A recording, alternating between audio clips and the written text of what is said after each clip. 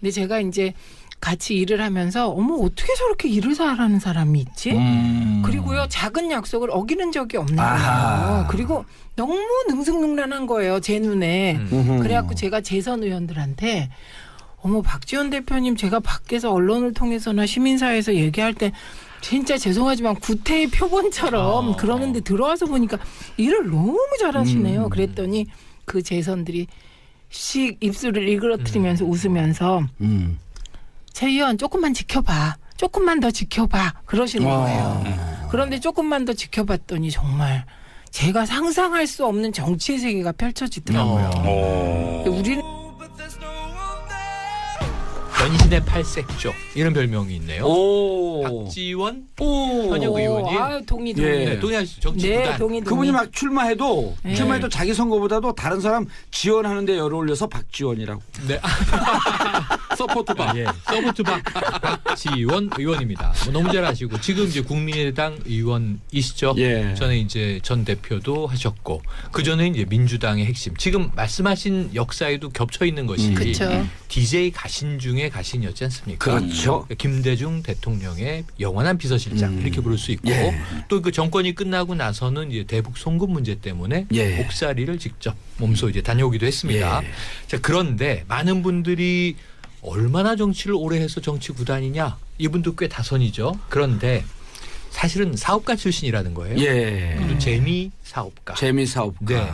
보니까 초기에는 럭키금성 상사 출신이라 산업화 시절의 상사라고 하면 이 무역 상사니까. 그렇죠. 무역 온갖 물건 다 파는 거죠. 저분이 30대 때 뉴욕 한인회장을 한인회장을 하죠. 맞습니다. 그 한인회장은 보통 60대 70대의 교민들 중에서 3, 40년이 지나서 사업에 성공한 분. 원로급. 30대의 한인회장을 하면서 기념비적인 기록을 남기는 거 아니에요? 그렇습니다. 그렇습니다. 바로 근데 이제 정치적인 여정에 한번 큰 이제 이 전환점이 와요. 자, 이 럭키금성 상사 미국으로 건너가요. 그래서 이제 패션 가발을 만드는 일로 산업화 시절에 돈을 많이 법니다. 그래서 말씀하신 대로 젊은 시절에 뉴욕 한인회장을 거쳐서 이제 재미 전체 총 한인회장이 됐어요. 그렇죠. 그런데 이제 어마어마한 기록이에요. 이때 80년대인데 지금 인터넷에 보시면 많이 회자되는 게 이 당시에 50 군부 정권 전두환 당시 대통령을 또 이렇게 찬양하지 않았느냐. 이것은 정치적인 입장에서라기보다는 사업가로서 어떤 입장이 있었을지 모르겠습니다. 그 한인 회장 입장으로서 한인회 활동하는 그리고 또 저 미국에서 평통위원으로 활동을 해요. 그런데 이제 인생의 전환점이 찾아온 게 80년대에 거의 사형을 면한 김대중 전 대통령 정치인 김대중이 미국으로 망명을 가잖아요. 80년 초죠. 81년인가요? 이때 만나는 거예요. 이때 만나는 거예요. 미국에서 만나고 인생의 전환이. 그동안 이제 이 조국의 정세를 내가 전혀 잘못 알고 있었다. 김대중 선생을 만나서 이제 실상을 알게 되었다. 앞으로 나는 이 민주화에 헌신하겠다. 그래서 그때부터 이제 DJ에 가신이 된 거고 국내로 들어와서 정치에 입문을 하게 되는 겁니다.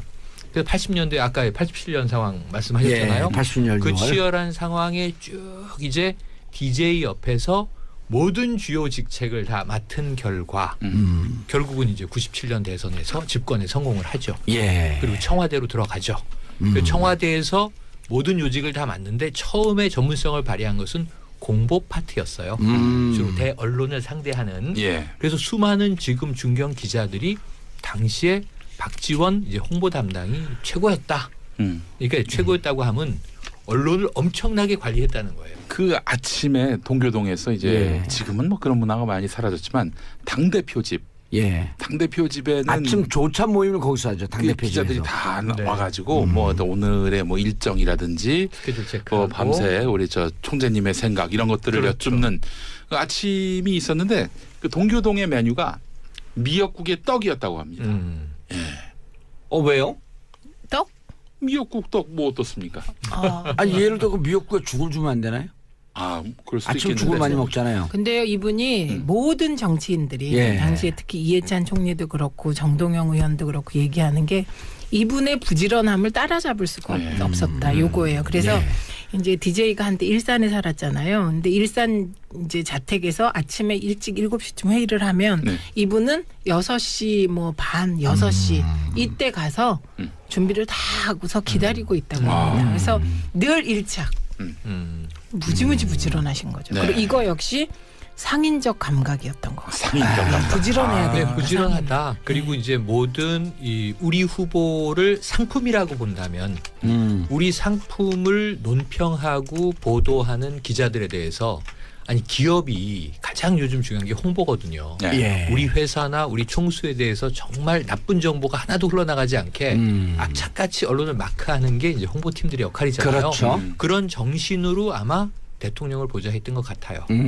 그리고 이제 대북 송금 문제 어쨌든 햇볕 정책을 지금까지도 어쨌든 굉장히 신봉하는 예. DJ의 이제 후대인 건 맞고 그런데 이제 지금 동교동이 사실은 이 구야당이 쪼개지면서 국민의당의 입장을 탔잖아요. 예. 그래서 또다시 이제 변신을 했는데 정치 인생 말기에 좀 고생을 하는 모습은 좀 안쓰럽고 이분이 2008년도에 이제 제가 국회에 떨어지고 당의 전략연구소 민주정책연구소의 부원장을 하면서 매주 한 요일 날 아침에 의원들 모아 공부를 하거든요. 그럼 이제 그 공부가 7시 반쯤 시작을 해요. 새벽에. 네. 새벽에. 이른 아침이죠. 예, 새벽이죠. 그거를 한 20주 끝났는데 유일하게 개근한 의원이 박지원 의원이에요. 그러면서 예. 이 공부를 하기 위해서 그리고 특징이 상대방을 아주 잘 올려줍니다. 이 공부에 빠지지 않기 위해서 저는 해외 일정도 다 취소했습니다. 그렇게 좋은 공부입니다. 그리고 한 번도 안 빠지셨는데요. 그러면 또 위트도 있잖아요. 한 번도 안 빠지셨는데 비결은 그랬더니 집에 밥보다 여기 밥이 더 맛있습니다. 이런 위트는 탁월해요. 아니, 그 근데 위트만 저는 탁월한 게 아니고 이게 이분 진짜 제가 정말 박지원 대표님에 대해서는 깜짝 놀란 적이 한두 번이 아니에요. 네. 우선 그 말씀하실 때 제 의원 어떻게 됐습니까? 콕 은근한 목소리. 일단 테이프 보통 사람들 말 스피드에 비해서 2배 늘어져요. 그 표정이 떠오릅니다. 네. 안녕하십니까 아니라 안녕하십니까. 참 흉내도 어려우신데 제가요. 그 좀 아까 봉도사님이 박지원 의원에 대해서 되게 긍정적인 말씀했잖아요. 근데 제가 이제 같이 일을 하면서 어떻게 저렇게 일을 잘하는 사람이 있지? 그리고요 작은 약속을 어기는 적이 없는 거예요. 그리고 너무 능숙능란한 거예요 제 눈에.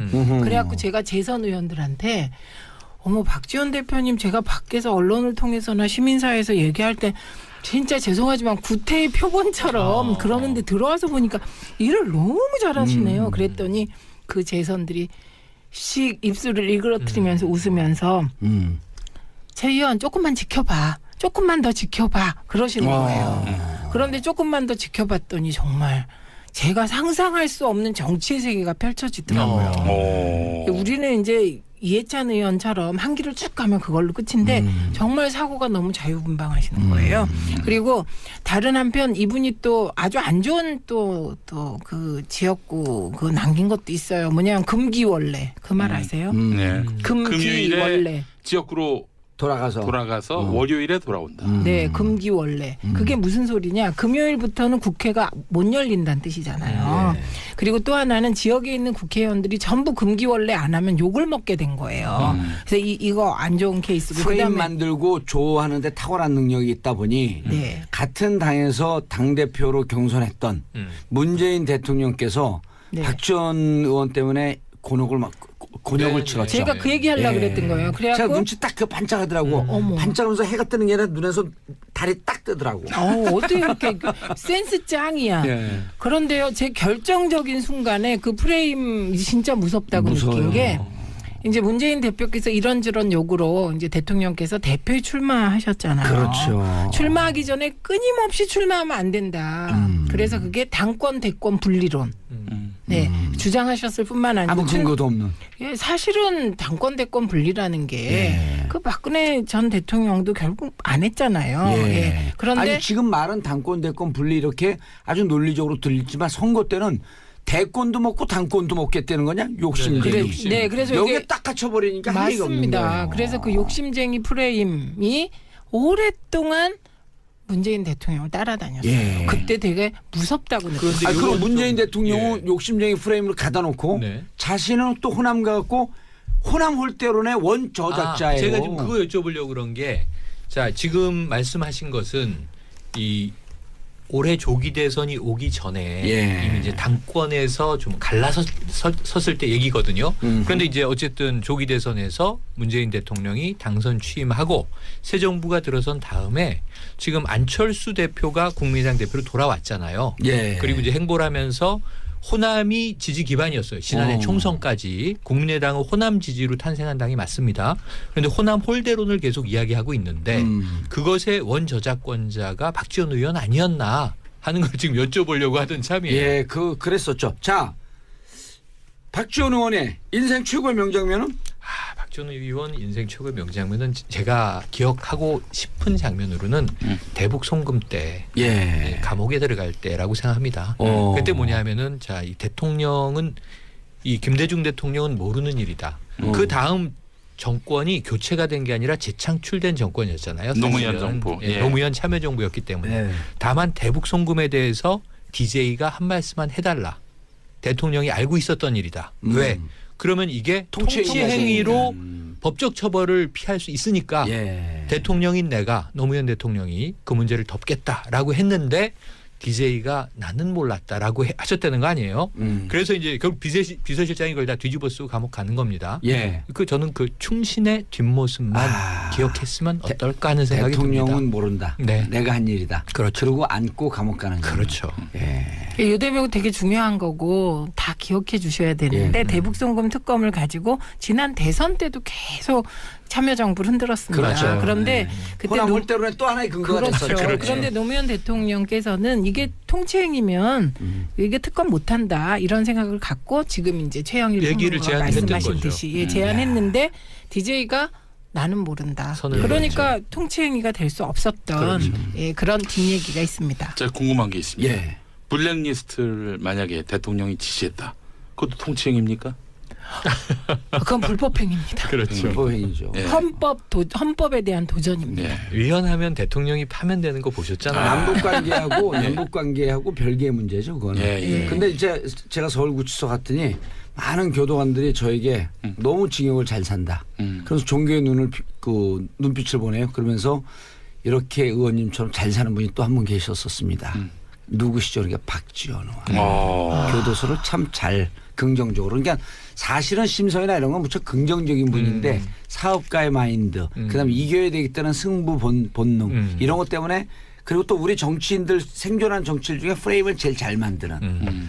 아까 그분 누구였었죠? 엄창록. 이분은 좀 아주 정말 직자적으로 그 말초 신경까지 건드리는 네거티브였었다고 한다면 이렇게 이제 박지원 의원 같은 경우는 마이크로. 네거티브 이걸 좀 묵직하게 꾹 눌러주는. 그렇죠. 문재인 대통령이 정말 고생 많이 했어요. 이 프레임 때문에. 네. 그러나 이제 또 지금은 같이 또 도울 땐 돕겠다. 네. 박지원 그랬죠. 또 의원께서 그러니까 이제 열심히 돕겠죠. 근데 이제 정치적인 여정에 한번 큰 이제 이 전환점이 와요. 예. 자, 이 럭키 금성 상사 미국으로 건너가요. 그래서 이제 패션 가발을 만드는 일로 산업화 시절에 돈을 많이 법니다. 예. 그래서 말씀하신 대로 젊은 시절에 뉴욕 한인 회장을 거쳐서 이제 재미 전체 총 한인 회장이 됐어요. 그렇죠. 그런데 이제 어마어마한 기록이에요. 이때 80년대인데 지금 인터넷에 보시면 많이 회자되는 게 이 당시에 50 군부 정권 네. 전두환 당시 대통령을 또 이렇게 찬양하지 않았느냐. 이것은 정치적인 입장에서라기보다는 사업가로서 어떤 입장이 있었을지 모르겠습니다. 그 한인 회장 입장으로서 한인회 그렇죠. 활동하는 그리고 또 저 미국에서 평통위원으로 활동을 해요. 예. 그런데 이제 인생의 전환점이 찾아온 게 80년대에 거의 사형을 면한 김대중 전 대통령, 예. 정치인 김대중이 미국으로 망명을 가잖아요. 80년 초죠. 82년인가? 이때 만나는 거예요. 이때 만나는 거예요. 미국에서 만나고 인생의 전환이. 그동안 이제 이 조국의 정세를 내가 총재님의 생각 이런 것들을 그렇죠. 여쭙는 그 아침이 있었는데 그 동교동의 메뉴가 미역국의 떡이었다고 합니다. 왜요? 떡? 미역국 떡 뭐 어떻습니까? 아니 예를 들어 그 미역국에 죽을 주면 안 되나요? 그럴 수도 아침 있겠는데. 죽을 많이 먹잖아요. 근데요 이분이 모든 정치인들이 예. 당시에 특히 이해찬 총리도 그렇고 정동영 의원도 그렇고 얘기하는 게 이분의 부지런함을 따라잡을 수가 없었다 요거예요. 그래서 이제 DJ가 한때 일산에 살았잖아요. 근데 일산 이제 자택에서 아침에 일찍 7시쯤 회의를 하면 네. 이분은 6시 뭐 반 6시 이때 가서 준비를 다 하고서 기다리고 있다고 합니다. 그래서 늘 일착. 무지무지 부지런하신 거죠. 네. 그리고 이거 역시 상인적 감각이었던 것 같아요. 상인적 감각. 부지런해야 돼요. 네, 부지런하다. 그리고 이제 모든 이 우리 후보를 상품이라고 본다면 우리 상품을 논평하고 보도하는 기자들에 대해서 아니 기업이 가장. 근데 제가 이제 같이 일을 하면서 어머 어떻게 저렇게 일을 잘하는 사람이 있지? 그리고요 작은 약속을 어기는 적이 없는 거예요. 그리고 너무 능숙능란한 거예요 제 눈에. 그래갖고 제가 재선 의원들한테 어머 박지원 대표님 제가 밖에서 언론을 통해서나 시민사회에서 얘기할 때 진짜 죄송하지만 구태의 표본처럼 그러는데 들어와서 보니까 일을 너무 잘하시네요. 그랬더니 그 재선들이 씩 입술을 일그러뜨리면서 웃으면서 최 의원 조금만 지켜봐. 조금만 더 지켜봐. 그러시는 거예요. 그런데 조금만 더 지켜봤더니 정말 제가 상상할 수 없는 정치의 세계가 펼쳐지더라고요. 우리는 변신의 팔색조 이런 별명이 있네요. 오. 박지원 현역 의원이 동의. 예. 네, 동의하시죠. 정치 네, 구단. 동의. 그분이 막 출마해도 네. 자기 선거보다도 다른 사람 지원하는데 열을 올려서 박지원이라고. 네. 서포트박. 예. 서포트박 박지원 의원입니다. 뭐 너무 전혀 잘못 알고 있었다. 어허. 김대중 선생을 만나서 이제 실상을 알게 되었다. 앞으로 나는 이 민주화에 헌신하겠다. 그래서 그때부터 이제 DJ에 가신이 된 거고 국내로 들어와서 정치에 입문을 하게 되는 겁니다.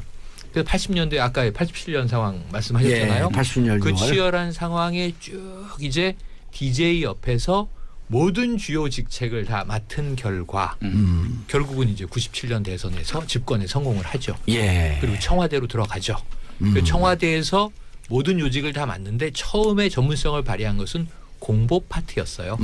주로 대언론을 상대하는. 예. 그래서 수많은 지금 중견 기자들이 당시에 박지원 이제 홍보 담당이 최고였다. 그러니까 최고였다고 하면 언론을 엄청나게 관리했다는 거예요. 그 아침에 동교동에서 이제 지금은 뭐 그런 문화가 많이 사라졌지만 당대표 집. 예. 당대표 집에는 아침 조찬 모임을 거기서 하죠. 당대표 기자들이 집에서. 다 네. 와가지고 뭐 오늘의 뭐 일정이라든지 스케줄 체크하고 뭐 밤새 우리 하시고 지금 이제 국민의당 의원이시죠. 예. 전에 이제 전 대표도 하셨고 그 전에 이제 민주당의 핵심. 지금 말씀하신 역사에도 겹쳐 있는 것이 그렇죠. DJ 가신 중에 가신이었지 않습니까? 그렇죠. 김대중 대통령의 영원한 비서실장 이렇게 부를 수 있고 또 그 정권이 끝나고 나서는 이제 대북 송금 문제 때문에 옥살이를 직접 몸소 이제 다녀오기도 했습니다.